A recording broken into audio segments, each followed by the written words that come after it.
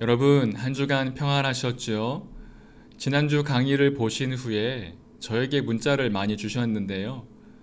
가장 많이 해주신 말씀이 뭔지 아세요? God bless you 였습니다. 이 God bless you 라는 말대로 하나님이 우리를 축복해 주시기 위해서 우리가 하나님을 bless 해야 한다고 드보라의 찬양을 통해서 말씀을 드렸잖아요. Bless your name forevermore 라는 찬양을 제가 영상에서 소개해 드렸습니다. 이 찬양은 당신의 이름을 영원히 찬양합니다 라는 제목의 찬양이고요. 이 찬양을 부른 그 팀이 미국의 브루클린 터버너클 콰이어라는 찬양팀입니다. 한 300명 정도가 강단에 서서 매주 아주 혼신을 다해 찬양하는 팀이고요. 마약과 범죄로 가득했던 그 브루클린 지역의 흑인들을 노래하자고 전도해서 그 팀을 만들고 그래미 어워드까지 수상한 굉장한 팀입니다. 제가 소망이 있다면 저도 이런 찬양팀을 한번 구성해 보는 겁니다. 자, 이 강의를 수강하시는 분이 한 160명 정도 되니까 가능하지 않을까요? 오늘은 사사기 8번째 시간입니다. 기드온에 대한 이야기이죠. 기드온은 여러분 잘 아시다시피 300용사로 유명합니다. 사사기에서 가장 긴 분량이고요. 또 그의 아들 아비멜렉까지 다루면서 사사기 6장부터 9장까지 차지하고 있습니다. 마치 사사기의 주인공 같은 그런 느낌이죠. 기드온의 품성, 또 인격, 언행을 보면 주연도 고사하고 조연도 안 되는 그런 인물인데 그럼에도 불구하고 하나님이 그를 사사기의 중심에 가장 길게 다루신 이유가 있지 않을까 싶습니다. 나중에 다시 또 언급하겠지만 기드온의 이야기를 보면 지금 우리의 현실과 매우 비슷하다는 것을 느낄 수 있습니다. 누가 누구를 따라한 건지 헷갈릴 정도로 현재 우리의 모습과 유사합니다. 아마 우리에게 반면교사로 삼으라는 뜻이 아닌가 싶습니다. 그런 의미에서 기드온의 내용도 기대가 됩니다. 또 이 시간을 통해서 하나님의 귀한 은혜가 우리에게 가득하기를 간절히 바랍니다. 먼저 기드온 이야기의 전체 구조를 한번 살펴봐야겠지요. 기드온은 사사기 6장 1절부터 8장 32절까지입니다. 사사기 8장 33절부터 9장 57절까지는 기드온의 아들인 아비멜렉에 대한 내용이고요. 6장 1절부터 10절까지가 서론인데 11절부터 32절까지는 특별히 기드온을 사사로 부르시는 내용입니다. 기드온은 자기 집안에 있던 우상을 제거하면서 오랫동안 채워져 있던 고리를 끊어냅니다. 6장 33절부터 7장 18절까지는 우리가 잘 아는 기드온의 300용사에 대한 이야기이죠. 결론적으로 봤을 때에는 승리이지만 전체적인 흐름은 기드온의 고민과 갈등에 대한 이야기가 담겨 있습니다. 7장 19절부터 8장 21절은 요단강을 중심으로 벌어지는 미디안과의 전투 이야기고요. 8장 22절부터 32절은 결론에 해당합니다. 기드온이 등장하기 전에 이스라엘의 상황이 어땠을까요? 사사기에 나오는 중요한 패턴이 있다고 말씀드렸죠. 첫 번째, 이스라엘이 죄를 짓는다. 두 번째, 그 죄로 인해서 이방 민족에게 괴롭힘을 당한다. 세 번째, 참다가 하나님께 기도한다. 네 번째, 하나님이 이스라엘을 구원해 주신다. 다섯 번째, 그러면 평화가 임한다. 자, 이렇게 죄, 압제, 간구, 구원, 평화 이 패턴이 사사기에 반복이 되기 때문에 어떤 사사가 등장하면 이제 네 번째 순서인 구원의 사건이 시작될 것이구나 라고 우리가 생각할 수 있는 거죠. 그러면서 그 앞에 1, 2, 3번의 내용에 대한 어떤 설명이 있거나 아니면 그 설명이 없을 때에는 간단하게 기록되고 또 생략되었겠구나 라고 우리가 생각할 수가 있습니다. 기도는 6장 11절부터 등장하거든요. 그러니까 6장 1절부터 10절까지는 그 패턴 중에 첫 번째, 두 번째, 세 번째의 내용을 다룹니다. 즉 이스라엘이 어떤 죄를 지었고 누구에게 괴롭힘을 당했고 하나님께 기도하겠구나 라는 내용이 적혀 있다는 거죠. 기드온의 등장을 암시하면서 기드온을 이해하기 위한 어떤 배경이 설명되어 있고요. 또 이스라엘의 영적인 상태를 파악할 수 있는 그런 중요한 내용이 1절부터 10절까지 담겨 있습니다. 자, 그래서 1절부터 10절까지를 우리 같이 함께 읽어보면 좋겠습니다. 이스라엘 자손이 또 여호와의 목전에 악을 행하였으므로 여호와께서 7년 동안 그들을 미디안의 손에 넘겨주시니 미디안의 손이 이스라엘을 이긴지라. 이스라엘 자손이 미디안으로 말미암아 산에서 웅덩이와 굴과 산성을 자기들을 위하여 만들었으며 이스라엘이 파종한 때면 미디안과 아말렉과 동방 사람들이 치러 올라와서 진을 치고 가사에 이르도록 토지 소산을 멸하여 이스라엘 가운데에 먹을 것을 남겨두지 아니하며 양이나 소나 나귀도 남기지 아니하니 이는 그들이 그들의 짐승과 장막을 가지고 올라와 메뚜기 떼같이 많이 들어오니 그 사람과 낙타가 무수함이라. 그들이 그 땅에 들어와 멸하려 하니 이스라엘이 미디안으로 말미암아 궁핍함이 심한지라. 이에 이스라엘 자손이 여호와께 부르짖었더라.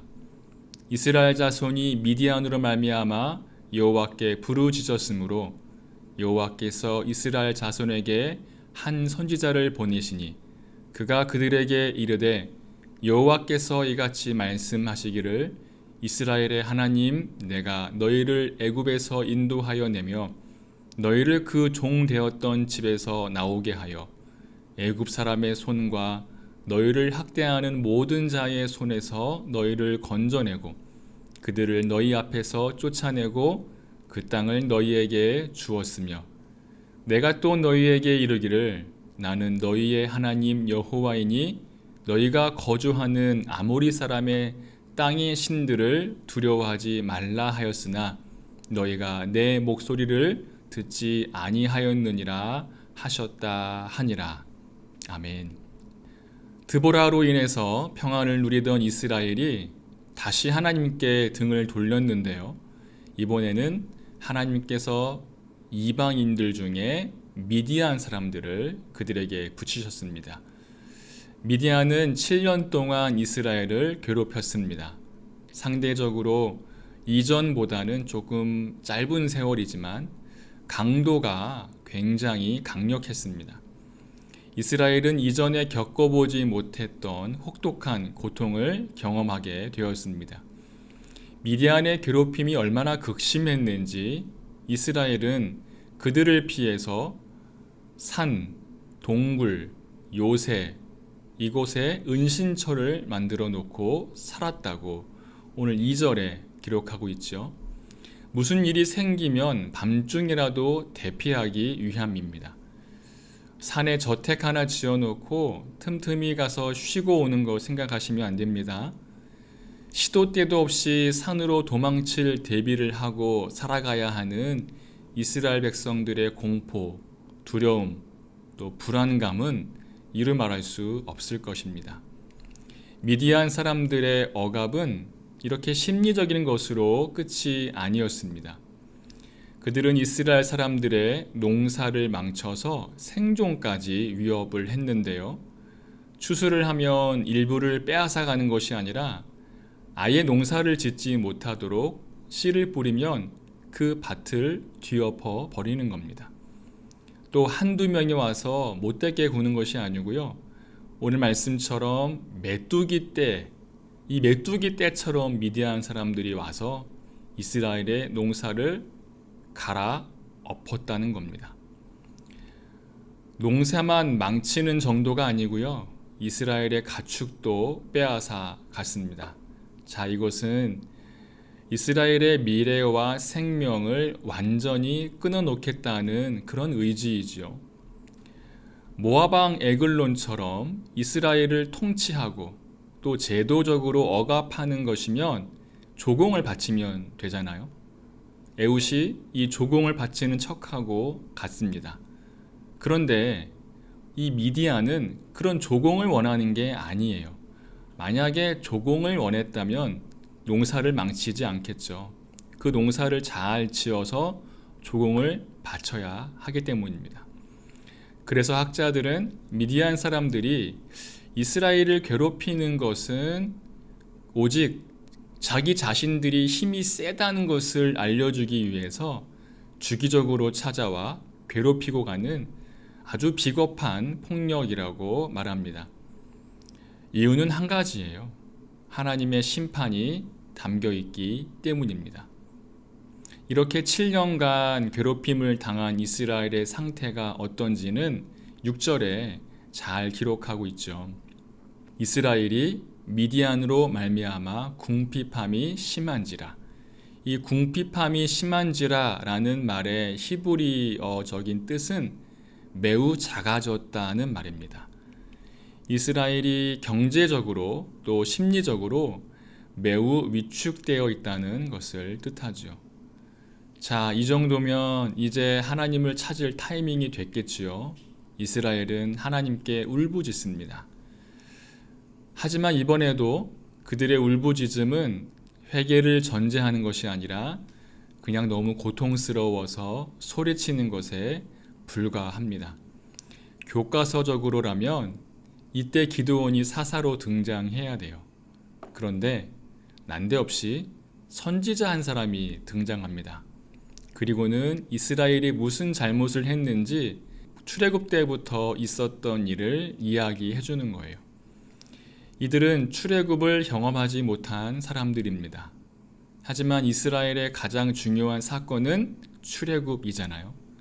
영적인 구원을 담고 있기 때문에 그 구원의 감격을 잊어버리면 절대 안 된다는 것을 이 선지자를 통해서 강조하고 있는 거죠. 기드온은 여러분 아시다시피 출애굽을 경험하지 못했기 때문에 하나님께서 다른 선지자를 통해서 이 말씀을 대신 전하고 있는 겁니다. 영적인 해방, 죄로부터 구원받는 사건은 복음의 핵심입니다. 죄인에서 의인으로, 육의 사람에서 영의 사람으로, 한 인간의 자녀에서 하나님의 자녀로 변화되는 이 구원의 사건은 기독교 복음의 진리죠. 아무리 강조해도 지나침이 없습니다. 그래서 그 구원의 감격은 절대 잊지 말아야 합니다. 다윗이 절망과 낙심에 빠져 있을 때 이런 기도를 했잖아요. 구원의 기쁨을 다시 회복시켜 주옵소서. 오카는 목사님은 사랑의 교회를 목회하시면서 평생 목이 터져라 교인들과 또 후배 목회자들에게 말씀하신 것이 바로 이것이었습니다. 구원의 감격을 잊지 마십시오. 구원의 감격을 잊지 마십시오. 그 감격이 사라지면 예수님 믿는 기쁨과 행복이 사라지게 됩니다. 그러면 나도 모르게 종교인이 되고 습관적으로 교회 가는 것밖에 되지 않고 구력만 생겨서 바리새인이 될 수밖에 없습니다. 이렇게 매일 말씀 앞에 엎드리고 기도하면서 간구해야 하는 그 우리의 신앙의 모습이 바로 영적인 출애굽, 구원의 감격과 은혜를 잊지 않아야 한다는 것입니다. 사랑하는 여러분, 저는 사사기를 통해서 저와 여러분에게 이 구원의 감격이 다시 회복되기를 원합니다. 예수님께서 저와 여러분을 위해 십자가에서 죽으시고 죄에서 구원해 주셨습니다. 아무짝에 쓸모없는 우리에게 아무런 공로 없이 한없는 은혜를 베풀어 주셨습니다. 저와 여러분을 사랑하기 때문입니다. 그 구원의 감격이 사라지면 우리도 이스라엘 백성들처럼 이 세상에서 가난화 될 수밖에 없다는 것을 여러분 꼭 기억하시기를 바랍니다. 선지자를 통해서 하나님의 뜻을 전한 후에 이제 본격적으로 기드온을 사사로 부르시는 장면이 나옵니다.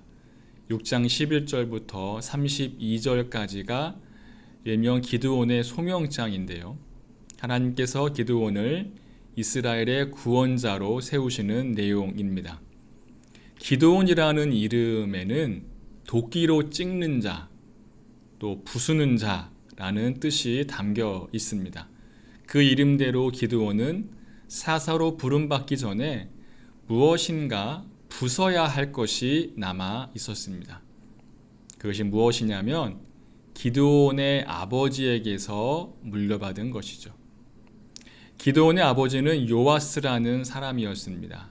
요아스는 여호와는 강하다라는 뜻이에요. 참 좋은 뜻이죠. 그런데 요아스는 그 좋은 이름값을 하지 못했습니다. 하나님이 강하다는 그 말에 의심을 했기 때문입니다. 무슨 말이냐면 기드온의 아버지 요아스는 하나님을 섬겼는지는 모르겠지만 요아스는 바알을 숭배하고 있었습니다. 이스라엘의 구원자인 기드온의 아버지가 바알의 숭배자였다니 조금 충격적이시죠. 대대로 하나님을 믿는 집안이어서 태어날 때부터 하나님이 강하시다라는 그 믿음의 유산을 받았습니다. 하지만 정작 그의 삶은 하나님이 강하시다는 그 믿음에서 벗어나서 더 다른 우상에게서 그 힘을 찾고 있었던 것 같습니다.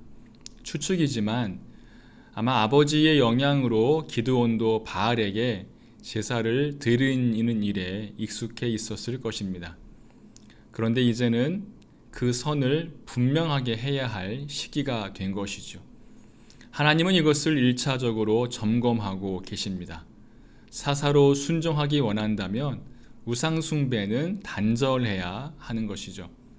매우 어렵고 곤란한 일이 아니었을까 싶습니다. 왜냐하면 집안의 아버지가 믿고 의지하는 그 바알 신을 부수고 그 제단을 허무는 일은 꽤 고민해야 될 일인 것이죠.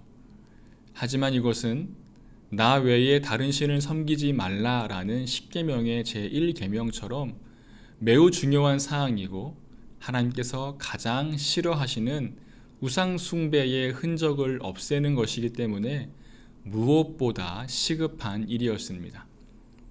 하나님은 바알의 제단을 허물고 아세라 상을 찍어낸 그 자리에서 7년 된 소 한 마리로 하나님께 제사를 드려라 라고 말씀하셨습니다. 헛된 제단을 허물고 진정한 제단을 세우는 것이죠. 무너진 예배의 장막을 다시 세우는 일입니다. 하나님을 위한 모든 사역 중에 가장 근본적이고 우선적으로 해야 할 일은 예배를 세우는 것이죠. 하나님께서 기드온을 부르시면서 이 중요한 원칙을 일깨워주고 있습니다. 기드온이 어떻게 했을까요? 기드온은 자기의 종 10명을 데리고 가서 명령하신 대로 하나님의 그 말씀대로 실천했습니다. 물론 사람들 눈치 보면서 야밤에 했더라고요. 자, 다음 날 한바탕 소동이 일어납니다. 바알 제단이 허물어져 있고 아세라 상이 찍혀 있고요. 하나님께 드렸던 그 제단에 소가 제물로 타고 있었기 때문입니다. 바알에게 기도하러 요아스의 집으로 방문했던 이 마을 사람들은 그 광경을 보고 분노를 감추지 못합니다. 수소문 끝에 기드온이 범인인 것을 알아채고 그를 죽이자고 하는 것이죠. 이스라엘 백성들이 바알의 신전에 기도하러 가는 것도 이상한데 그 우상을 욕되게 했다고 기드온을 죽여야 한다는 이 말, 좀 아이러니하죠. 그들이 기드온을 죽이라는 명분은 신성모독이었습니다. 위대하신 바알을 욕되게 하면서 모독했으니 죽어 마땅해야 한다는 말이지요. 이스라엘이 얼마나 영적으로 타락하고 변질되었는지 보여주는 사건이 분명합니다.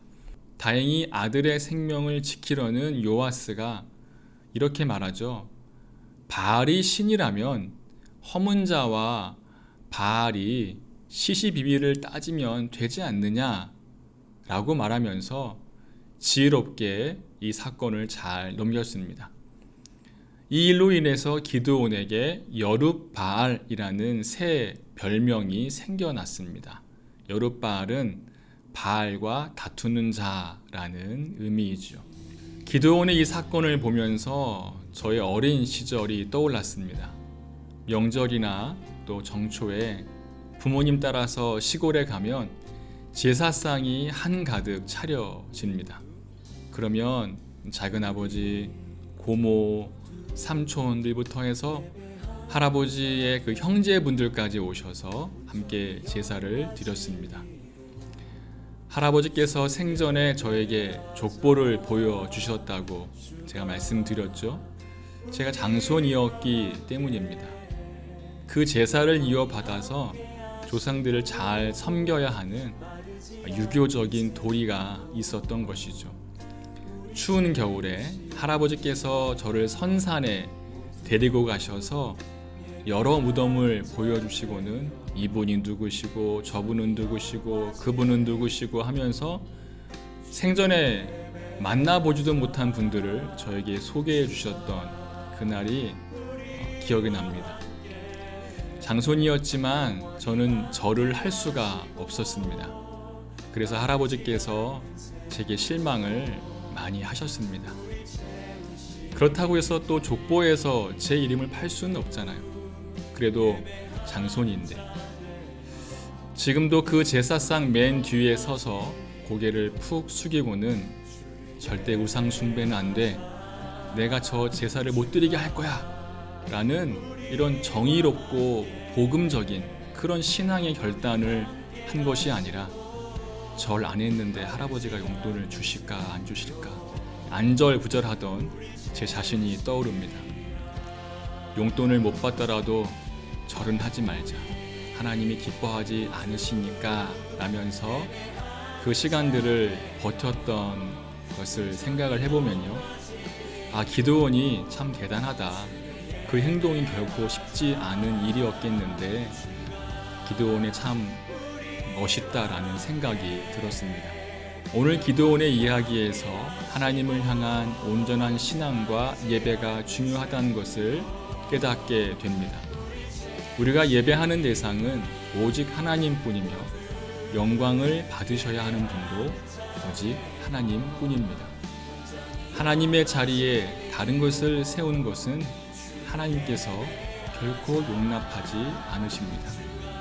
여러분, 예배가 무엇일까요? 예배란 내 안에 계신 하나님의 자리를 지켜내는 겁니다. 하나님이 아닌 다른 것으로 채웠던 불순물을 제거하는 겁니다. 그리고 그 자리에 다시 하나님으로 채우는 것이죠. 교회에 나와 내가 앉았던 그 자리에 앉아서 예배를 드렸지만 하나님의 것으로 내 영을 채우지 못했다면 온전한 예배라고 할 수가 없습니다. 교회에 나와 예배를 드리던, 식탁에서 예배를 드리던, 땅바닥에 둘러앉아 예배를 드리던, 지하철에서 핸드폰으로 예배를 드리던 그 시간에 주시는 말씀, 또 기도, 찬양을 통해서 우리의 영혼에 하나님의 자리를 채우는 것이 바로 예배입니다. 하나님은 오늘도 예배하는 자를 찾으십니다. 그 예배자를 통해 하나님은 일하십니다. 예배하는 자를 통해 하나님은 가정과 교회를 회복시킬 것입니다. 우리 모두 예배하는 자가 되어서 영과 진리로 주를 예배하는 거룩한 하나님의 사람들이 다 되시기를 간절히 바랍니다. 기드온의 이야기는 다음 시간에 계속 이어가겠습니다. 한 주간 평안하시기를 빕니다. 감사합니다.